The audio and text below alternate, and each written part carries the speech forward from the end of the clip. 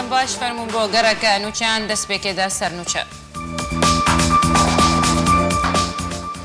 لێ ڕۆژاوای کوردستانی پارتیا پێدێ مەرجێک ji بۆ پێشبەخستنە لەشکریە خۆیانە چار لە پێشیا خوێندەکارên زانکۆیان دانیە.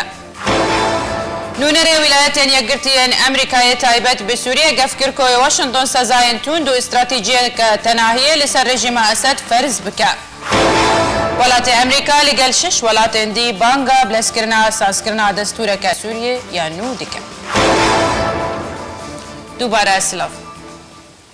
Lê Rojavayê Kurdistanê Partiya PYD mercek ji bo bi paşxistina leşkeriya xwe çar li pêşiya xwendekarên zankoyan daniye. Xwendekarekî zankoyê ji bajarê Qamişlo ku nexwestnavê wî bê eşkere kirin got ku ew çûye navenda leşkeriya neçarî ya ser bi PYD ve da ku leşkeriya xwe bi paş ve bixe. PYD wekû mercê xwest ku belgeyekê ji navenda leşkeriya rejîmî ji wan re pêşkêş bike da ku ji bo xwendina leşkeriya wî bi paş ve bixin. Heman xwendekarî tekez kir ku wê hemî belgeyên ku tekez dikin ku ew xwendina xwe dike pêşkêşî navenda leşkeriya ya PYD kiriye lê wan red kiriye û jê xwestina wekû merc belgeya paşxistina leşkeriyê ji navenda rejîmê bîne.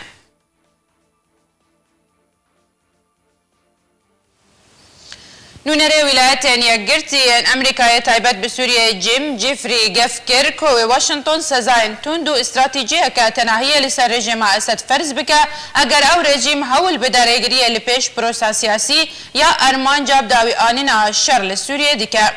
Jeffrey got jî ku Washington wê kar li gel hin welatên dî li Ewropa û Asya û Rojhilata Navîn bike ji bo ferzkirina sezayên navdewletiyên tund li ser wê rejîmê eger hemaheng nebe ji bo nivîsandina destûrê weke rêxweşkirin ji bo pêkanîna hilbijartinan. Jeffrey got jî ku eger encûmena ewlehiya navdewletî ew yek nepejirand ew bi hemahengî li gel hevpeymanên xwe yê Asyayê û Yekîtiya Ewropayê wê wêyekê encam bidin.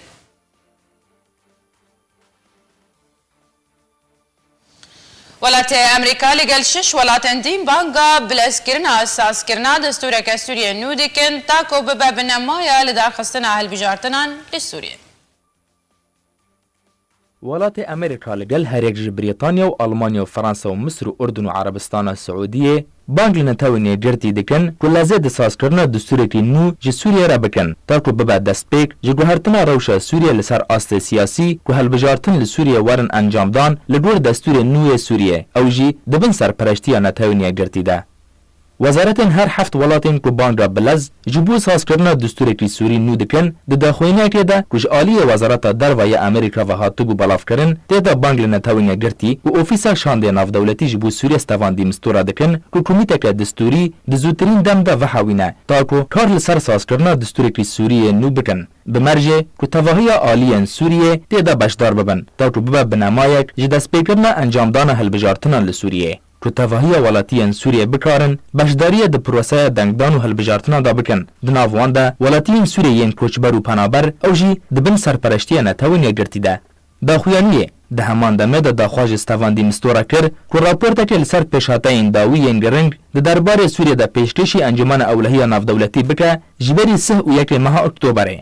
Têzanîn ku di dema borî da welatê Amerîka di derbarê rewşa Sûriyê de dest bi lûvî tevgereke cidî kiribû.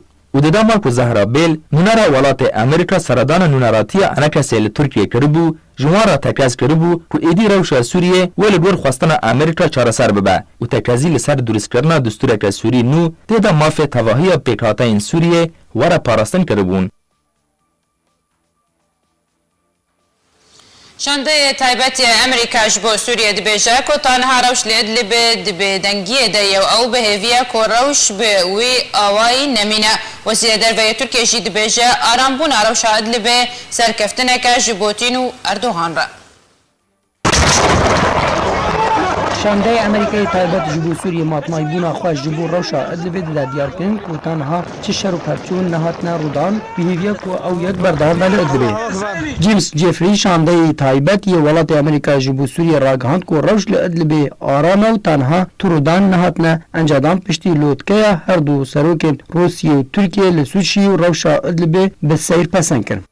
Jeffrey di kongeyeke rojnamevarî de li New Yorkê ragihand ku rewşa Idlibê tenha cengiye û aram û ew ê berdewam bin di fişarê de li ser her yek ji Rûsya û Tirkiye ta ku rewş bi wî awayî berdewam bibe.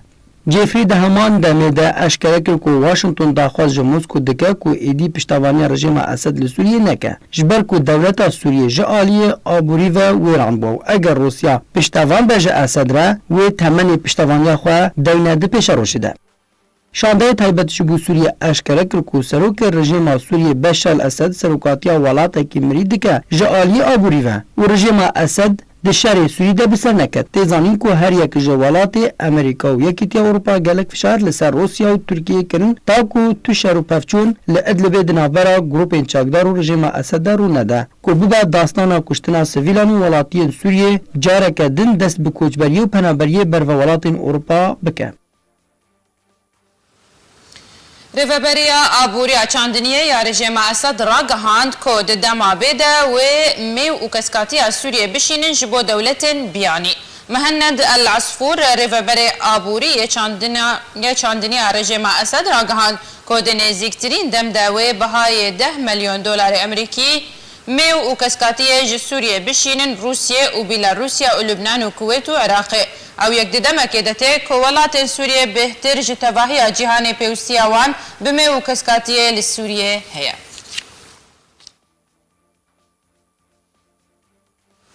نوچه ما بداوی هاتن دوباره سر نوچه. لروجاوای کردستان پیاده مرجک جبو پاش وخستن علشکری آخویان چارل پیشی آخوندکارن زانکویان دانیه.